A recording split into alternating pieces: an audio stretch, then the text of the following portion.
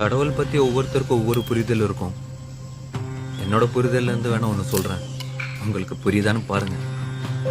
நாமெல்லாம் மிருகமா இருந்தப்போ உணவும் இனப்பெருக்கமும் மட்டுமே தேவையா இருந்துச்சு.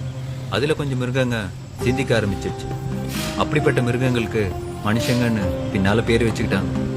அந்த மனுஷனுக்கு மிருகங்கள்ட்ட இல்லாத பேராசை, பொறாமை, போட்டி, வஞ்சம்னு நிறைய குணங்கள் சேர்ந்துருச்சு. மனுஷங்களோட மனசும் நிம்மதி இழந்துருச்சு. அப்பதான் ஏன்டா நிம்மதியே இல்லைன்னு உட்கார்ந்து அமைதியை யோசிக்க தான் கோயில்களை கட்டி வச்சாங்க. உட்கார்ந்து ஒழுக்கமா யோசிச்சவங்க நிம்மதியை கெடுத்த தேவையில்லாத குணங்களை உதுத்து விட்டுட்டு கடவுள் நிலையை அடைஞ்சாங்க. அந்த கடவுள் நிலையை அடைஞ்சவங்க கொடுத்துட்டு போன சிலபஸ் தான் திருமந்திரம், திருக்குறள், பகவத்கீதா, குர்ஆன், தம்மபதம், பைபிள்னு எல்லாம்.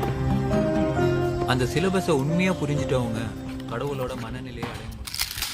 லைக் பண்ணுங்கள், ஷேர் பண்ணுங்கள், கமெண்ட் பண்ணுங்கள். தஞ்சாவூர் பிளம்பர் யூடியூப் சேனலை சப்ஸ்கிரைப் பண்ணுங்கள். லாஸ்ட் இயர் எல்லோரும் பண்ணியிருக்கீங்க, ரொம்ப தேங்க்ஸ். இதுக்கப்புறம் நானும் சப்போர்ட் பண்ணோம். தேங்க்யூ.